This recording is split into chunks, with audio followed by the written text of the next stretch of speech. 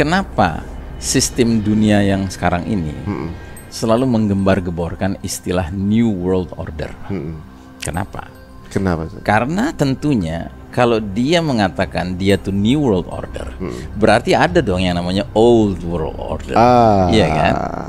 Nah, Old World Order tuh siapa? Itulah sebelum 1342, itulah sebelum 1924. Semua itu kuno, udah tinggalin yang kuno.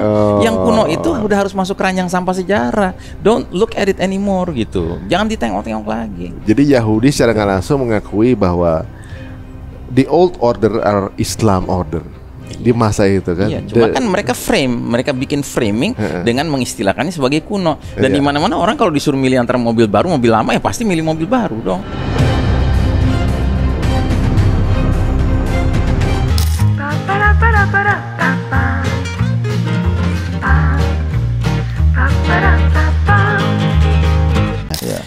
Dan dari uraian Ustadz juga mungkin ya, ini kalau nggak salah ya, ada beberapa sampel sampel buruk dari pemerintahan Islam itu berarti di era Mulkan Adon, bukan khilafah min hajin nubuwah. Tapi dianggap mereka itu khilafah yang karena justru yang jadi kalau mereka belajar Islamic history gitu kan, yang diangkat tuh era-era khalifah-khalifah yang zalim gitu loh. Sehingga terkesan bahwa kekhalifahan itu zalim. Ada modeling itu gitu. Kita harus akui memang ada khalifah yang zalim, tapi kita tidak menerima dong bahwa khalifah yang zalim itu memenuhi seluruh perjalanan sejarah umat Islam. Tidak juga gitu. Ada khalifah-khalifah yang adil sekalipun di era Mulkan Adon. Jadi gitu. Tapi mereka maksudnya cuma mengambil syarat paling minimnya aja sebagai khalifah sebenarnya. Lebih ke kesultanan Islam sebenarnya saat itu ya. Siapa? Apa tetap dibilang khalifah juga tuh mereka yang zalim-zalim itu? Khalifah gitu, memang pemimpin tertinggi umat Islam. Cuma dia punya personal deviation lah istilahnya gitu ya kan, penyimpangan secara personal yang menyebabkan dia menjadi khalifah yang zalim secara yang dihayati oleh masyarakat. Cuma kan masyarakat paham ini pemimpin nggak boleh dilawan. Jadi gitu. tetap karena pemimpin itu masih memenuhi the minimum standard, yaitu memberlakukan Quran dan Sunnah sebagai the source of norms, ya kan, values and law gitu, dan hukum. Nah, ini menarik juga teman-teman. Jadi sebenarnya sejak Nabi memerintah gitu ya sampai sekarang, ibaratnya dari semenjak beliau memerintah, kemudian diberikan urutan yang seperti Ustadz bilang tadi gitu ya. Sebenarnya rentang waktunya tuh sesuai dengan apa yang beliau katakan, sesuai ini polanya zaman Nabi, zaman sahabat, zaman itu. Dan sekarang pun ciri-cirinya pas seperti ketika dikatakan akan datang eranya Mulkan Jabariyah. Dan berarti kita kalau pada saat ini kita nggak bisa komplain apa-apa karena memang ya Allah yang punya mau kita ada di sini saja. Komplain tidak bisa, ya kan? Tetapi tidak boleh juga karena kita tahu ini kita era kalah, lalu membiarkan memiliki yang namanya defeated mentality, mentalitas kalah. Sepakat, itu yang nggak boleh. Nah, yang jadi problem sebagian kita kena defeated mentality sampai ke tingkat akhirnya apa? If you can't beat them, you join them. Kalau nggak bisa ngalahin mereka, kita pakai alat mereka untuk kita berjuang menegakkan Islam. Oh, come on, are you daydreaming? Iya. Masuk akal. Jadi sebenarnya yang ditugaskan oleh kalau nggak salah, saya bisa salah, maksudnya ibaratnya dari urutan tersebut, tugas kita hanya bersabar berarti ya. Istiqomah, berjuang dan bersabar. Dan terus mengerjakan apa yang jadi kerja pokok Nabi dan para sahabat. Apa itu kerja pokoknya? Dakwah, education gitu kan, atau spreading awareness gitu ya kan, menyebarluaskan kesadaran, kepahaman begitu ya kan. Kalau dalam istilah syariatnya katakanlah tasfiyah wa tarbiyah. Tasfiyah tuh mensucikan akidah umat ini ya kan, mensucikan cara berpikirnya, mensucikan perilakunya, lalu kemudian tarbiyah, kemudian menggembleng gitu, menggembleng supaya jadi kader-kader yang berkualitas gitu. Jadi barusan Ustadz bilang ada sebuah proses namanya tasfiyah wa tarbiyah, tapi masuk akal sebenarnya. Karena ketika nanti era itu datang lagi, berarti era tersebut harus orang-orang berilmu. Ya, pilihan orang sudah berilmu terbentuk gitu. Berarti mungkin pola ini adalah pola membentuk sampai untuk memantaskan diri datang ke era itu. Iya. Ya, sebagaimana dulu Nabi di Mekah itu, para sahabat yang sudah mengucapkan 2 kalimat syahadat dimasukin ke dalam Baitul Arqam bin Abil Arqam untuk ditasfiyah dan ditarbiyah. Sehingga mereka jadi karang-karang yang luar biasa, betapapun kerasnya arus air kemusyrikan ya kan, mereka nggak bergerak gitu. Kokoh mereka gitu. Masya Allah. Ada ini nggak sih menurut ini apa namanya pandangan antum atau juga mungkin dari sumber yang ada bahwa orang-orang yang tinggal yang hidup di zaman Mulkan Jabariyah itu punya apa bonus khusus ya Ustaz? Kan ada. Kita kan gak bareng Nabi, gak bareng sahabat. Jadi gini, ada hadis Nabi mengatakan gini, wudittu an alqi ikhwani, aku ingin sekali ketemu dengan saudara-saudaraku, ikhwani gitu ya. Sahabat nanya, alasna ikhwanukum, bukankah kami saudara-saudaramu? Kata Nabi, la antum ashabi, kalian sahabat-sahabatku. Terus Nabi jelaskan, saudara-saudaraku adalah mereka yang datang di belakang hari nanti, tidak melihat aku, tidak berjumpa dengan aku, tapi mereka mencintai dan mentaati aku sebagaimana kalian mencintai dan mentaati aku. Gitu. Mereka akan hidup di ayyamus sabr, hari-hari yang menuntut kesabaran. Ya, dan jika di hari-hari itu mereka mengerjakan satu kebaikan menurut arahanku, menurut sunnahku lah istilahnya gitu kan, maka nilai amal mereka seperti nilai amal 50 orang yang mengerjakan hal itu. Terus sahabat nanya lagi, 50 orang di kalangan mereka apa di kalangan kami? Bahkan di kalangan kalian. Gitu. Jadi bayangkan di era Mulkan Jabriyah ini kalau kita tetap istiqomah, berpegang teguh kepada sunnah Nabi, kepada tauhid yang murni gitu kan, maka amal kebaikan yang kita kerjakan yang sesuai dengan ajaran Islam itu nilainya kayak 50 sahabat yang mengerjakan. Gitu. Waduh. Gitu.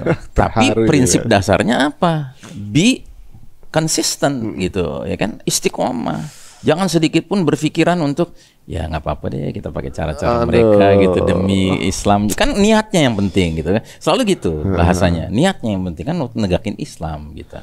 Nggak bisa. Niat harus sejalan dengan amal, harus sejalan dengan contoh yang diperlihatkan Nabi. Berarti untuk sampai pada kualifikasi 50 kali sahabat itu nggak mudah berarti. Pastinya. Nggak mudah. Pastinya nggak mudah. Gitu. Karena di era ini fitnahnya itu hampir sehirupan udara kayaknya fitnah semua zaman sekarang kan gitu.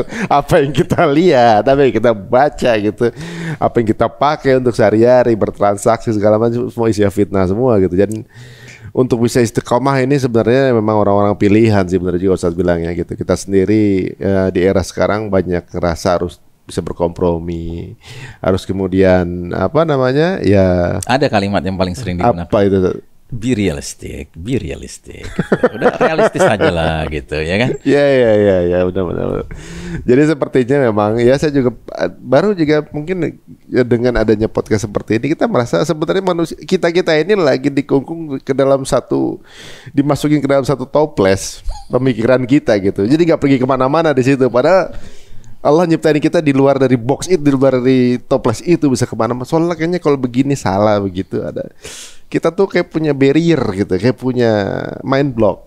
Tapi justru mereka yang hidup dengan apa namanya Quran dan Sunnah seperti merdeka gitu. Oh iya. Pandangan saya gitu. Kita kayak takut begini, takut anggapan begini. Dan berjalan satu satunya masa bahwa justru sebenarnya itu kita free mind mestinya. Harusnya.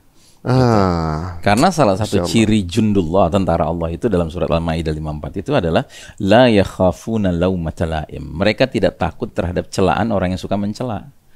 Gitu. Berat itu. Zaman sekarang nih orang paling takut apa? Dibully di sosmed itu dia. Itu udah makan berarti dalam sistem itu ya. Aduh, dibully di sosmed dan apa-apa harus bisa apa namanya viral. Ini Tuhannya udah viral sekarang nih. Tuhannya viral dan angka. Dan sekarang itu ciri-ciri tersebut adalah ciri-ciri kalau kita tuh ya ikut terbawa dengan permainan yang dimainkan ini gitu. Kena fenomena FOMO. FOMO harus begini. Semua sepertinya zaman sekarang tuh kayak semacam social consent, norm norm sosial sekarang ini gitu kan. Jadi nilai-nilai Islam seperti sesuatu yang dianggap kuno, terbelakang. Nah, bicara kuno.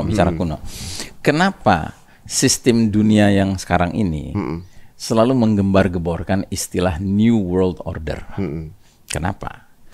Karena tentunya kalau dia mengatakan dia tuh New World Order, berarti ada dong yang namanya Old World Order.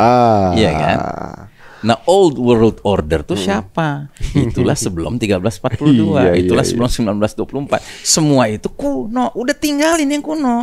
Yang kuno itu udah harus masuk keranjang sampah sejarah. Don't look at it anymore gitu. Jangan ditengok-tengok lagi. Jadi Yahudi secara nggak langsung mengakui bahwa the old order are Islam order di masa itu kan. Iya, cuma kan mereka bikin framing dengan mengistilahkannya sebagai kuno. Dan di mana-mana orang kalau disuruh milih antara mobil baru, mobil lama ya pasti milih mobil baru dong.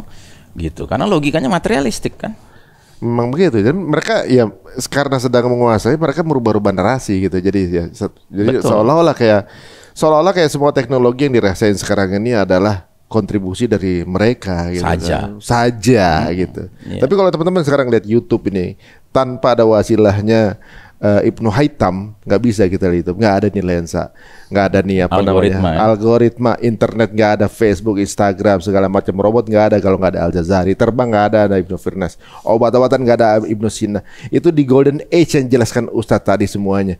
Nah sekarang anak-anak sekarang nggak ada yang tahu itu saat narasinya memang udah namanya itu mau dikubur ya kan. The right history, the correct history itu mau dikubur gitu. Makanya ada tulisannya Karen Armstrong ya kan. Dia tuh sampai menyebutkan kenapa sih angka 13 tuh dianggap unlucky number. Kenapa sih? Karena kejayaan itu berlangsung 13 abad. Men, saya baru tahu. Jadi karena 1300 tahun menguasai dan mereka nggak mau kembali di masa itu. Wah, malah justru tambah yakin saat dengan penjelasan ini. Tambah yakin bahwa kondisi sekarang ini cuma sementara. It's temporary. Berarti kan gini, kalau sejak Nabi lahir nggak ada satu ideologi pun yang bisa bertahan lebih dari 100 tahun. Benar nggak, Sat? Benar. Karena selama 1300 tahun dari zaman kenabian, sahabat, kemudian Bani Umayyah, Abbasiyah, Utsmaniyah itu baru berakhir 1924, 100 tahun yang lalu persis gitu. Kalau sampai 19 tahun depan berjaya, baru ini rekornya nih 101, baru rekor secara hijriah ya. Baru rekornya bisa tembus lebih dari 100 tahun gitu. Jadi memang seperti orang Islam itu dikerdilkan dengan informasi saja. Seolah-olah kita terbelakang apa segala macam. Kalau ditarik mundur sebenarnya kita kejayaan itu coba dikaburkan untuk orang-orang yang baru lahir sekarang gitu. Iya. Ini menarik. Cuma memang kita nggak boleh berhenti pada proud of our history. Nggak boleh berhenti sekedar bangga dengan masa lalu sejarah kita. Tapi bagaimana nilai-nilai yang dulu menyebabkan kita mulia itu yang kita kembali pegang lagi, itulah yang kita ini gitu. Jadi jelas ya guys, kita sekarang ini berada pada fase keempat alias Mulkan Jabariyah. Nah, memang tadi juga Ustadz sudah menjelaskan bahwa di kondisi fase sekarang bukan fase yang menguntungkan untuk umat muslimin tentunya juga. Dan ternyata disediakan juga hadiah dan bonusnya untuk mereka yang hidup di zaman itu gitu ya. Kalau menurut penggambaran Ustadz kira-kira berapa lama sih Ustadz kalau pernah dijabarin nggak Ustadz? Apa kita coba cukup sabar aja nih? Berapa lama sih kita sampai begini gitu? Ya kalau bicara berapa lama, wallahu a'lam bishawab, kita nggak temukan hadis yang secara spesifik menyebutkan, ya kan. Kalaupun ada yang sekarang ini agak diangkat hadisnya, itu ada yang mengangkat hadis tentang masalah kemunculan mujaddid, pembaharu. Ya, jadi memang ada hadis Nabi yang maknanya adalah di setiap awal 100 tahun Allah akan utus seorang mujaddid, ya, seorang pembaharu, man yujaddidu dinah, ya, seseorang yang akan memperbaharui agama ini. Agama Allah al-Islam ini. Tentu pengertian memperbaharui di sini bukan bikin hal-hal yang inovatif yang sifatnya bid'ah gitu ya, bukan. Tetapi dia memperbaharui maknawi umat ini untuk menerapkan Islam begitu. Nah, kalau kita buka kitabnya Ensiklopedia Akhir Zaman Syekh Mubayyad ya, beliau sangat kuat dugaannya bahwa mujaddid berikutnya yang dinantikan umat ini haruslah selevel kemampuannya mengatasi problem-problema umat yang sekarang juga levelnya sudah level global. Problem kita kan sudah global sekarang. Bahkan kita punya istilah elit global. Mereka biang-biang kerok masalah kan gitu. Nah, sehingga Syekh Mubayyad itu menduga kuat mujaddid berikutnya yang kita nantikan kehadirannya adalah Al-Mahdi. Karena Al-Mahdi itu diisyaratkan oleh Nabi, kukabarkan berita gembira diutusnya Al-Mahdi ke tengah umat ini saat perselisihan menjadi-jadi, gempa banyak berlangsung, dan Al-Mahdi akan penuhi bumi secara merata dengan keadilan setelah bumi sebelumnya dipenuhi secara merata dengan kezaliman. Berarti kehadiran dia itu akan menjadi satu kepemimpinan yang punya kemampuan bahkan melakukan perubahan yang skalanya juga merubah kezoliman yang sudah skala global menjadi keadilan yang skalanya global, begitu. Nah, cuma masalahnya kalau kita bicara hadis ini, terus apa benar istilah 100 tahunnya itu sama persis dengan 100 tahun sudah runtuhnya kejayaan kita? Gitu. Itu yang big questionnya. Gitu. Karena kalau kita bicara keruntuhan fase Mulkan Adon, ya kan, yang itu merupakan era di mana umat Islam terakhir berjaya, Kesultanan Utsmani Turki, itu kan secara hijriyahnya 27 Rajab 1342 Hijriah. Dan 27 Rajab itu sudah kita lewati berapa hari yang lalu. Gitu. Tapi itu bukan 100 tahun, itu 103 tahun pakai kalender hijriyah. Berarti 3 tahun yang lalu kalau misal kalau pakai hijrah mestinya 3 tahun yang lalu bukan 100. Nah, kalau pakai Masehi ini yang menarik memang. Masehi itu kejadiannya 3 Maret 1924. Nah, 3 Maret kan sebentar lagi. Nah, itu persis 100 tahun 2024. Gitu. Tapi apa benar kemudian automatically sehitam putih itu bahwa benar-benar 100 tahun sejak runtuhnya Utsmani terus muncul menjadi itu? Wallahu a'lam bishawab. Kita nggak punya kepastian. Begitu. Tapi yang unik ya kalau kita hari ini di episode ini membicarakan mengenai sistem pemerintahan Islam saja. Berarti 100 tahun belakangan sistem pemerintahannya bukan berdasarkan Quran dan hadis. Jelas gitu. Jadi ya, dan mohon maaf ya, kita harus garis bawahi. Itu bukan saja dalam konteks di negara-negara kafir barat. Bahkan di negeri kaum muslimin pun seolah-olah semuanya makanya itu juga dasarnya. Ya serba ya sadar tidak sadar ngikut ke sana gitu loh. Ya kan, dengan kemudian diberlakukanlah hukum positif yang notabene man-made gitu. Ya kan, bukan hukum Allah, bukan hukum Al-Qur'an dan Sunnah kan gitu. Ya, terus juga kemudian diterimanya faham nasionalisme begitu ya. Sebuah faham yang sadar tidak sadar telah mencabik-cabik tubuh umat yang begini besar yang menjadi potong-potongan kecil gitu, ya kan. Nah, dan itu juga yang menjadi penghalang kenapa para pemimpin-pemimpin negeri-negeri Muslim dan negeri-negeri Arab gitu, seperti sekarang nggak berdaya untuk membantu saudara-saudaranya di Palestina. Karena apa? Karena terbelenggu oleh so-called national interest. Gitu. National interest is above the Islamic interest gitu. Ya kan? Nah, ini kan masalah gitu. Ya kan, dan memang bukan rahasia. Kita sekarang mendengar secara sosial media gitu viral sekali kalimat yang berbunyi most people of the world stand with Palestine. But most governments of the world stand with Israel. Itu kan bukan rahasia gitu. Di dunia ekonomi most of the produce gitu, yang produser yang memproduce barang jualan dalam bisnis stand for Israel. Most of the consumer stand with Palestine. Kayak gitu sekarang. Jadi pilihannya sekarang para yang memiliki dunia industri ini lagi malu gitu kalau ketahuan stand with Israel gitu kan. Mau secara nggak langsung begitu. Nah, ini menarik ya. Jadi ibaratnya gini, kalau misalnya selama 100 tahun umat muslimin secara sistem itu telah diambil alih atau disihir untuk menggunakan satu sistem yang di-create oleh Yahudi gitu kan. Dan bukan hanya sistem pemerintahan, tapi juga sistem perbankan, sistem perpolitikan, juga sistem segala hal sistemnya seolah-olah udah dibuat seperti semacam satu frame yang semua ikut bermain di situ. Begitu bisa saya. Betul, dan karenanya saya sering mengutip kata-katanya Ahmad Thompson. Beliau penulis Muslim berkebangsaan Inggris yang menulis buku dengan judul Dajjal the Antichrist, ya kan, yang diterjemahkan dengan judul Sistem Dajjal. Jadi dia cenderung menggunakan istilah untuk tatanan dunia sekarang ini, ini sistem Dajjal. Sebuah sistem yang seolah-olah menggelar karpet merah penyambutan the Messiah, Dajjal, begitu. Yang berarti apa? Sistemnya sudah dipersiapkan, sementara sosok pemimpinnya belum muncul, tapi sudah disiapkan nih. Tinggal dinobatkan aja begitu dia muncul. Gitu. Nah, jadi sistem ini, sistem tatanan dunia baru ini adalah sebuah sistem yang representasinya tuh terwakili oleh uang $1 Amerika Serikat. Itu kan ada gambarnya di situ tuh. Gambar piramida terpotong, di atasnya ada mata tunggal, segitiga, terus kayak bercahaya gitu. Seolah-olah mata tunggal itu merupakan the source of light, the source of guidance, ya kan, sumber. Ya kan? Nah, terus di bawahnya ditulis Novus Ordo Seclorum. Yang artinya Novus New Ordo Order, ya kan, Seclorum Secular World, dunia. Jadi tatanan dunia baru. Gitu, ya kan. Nah, di atasnya Annuit Quiptes. Apa artinya Annuit Quiptes?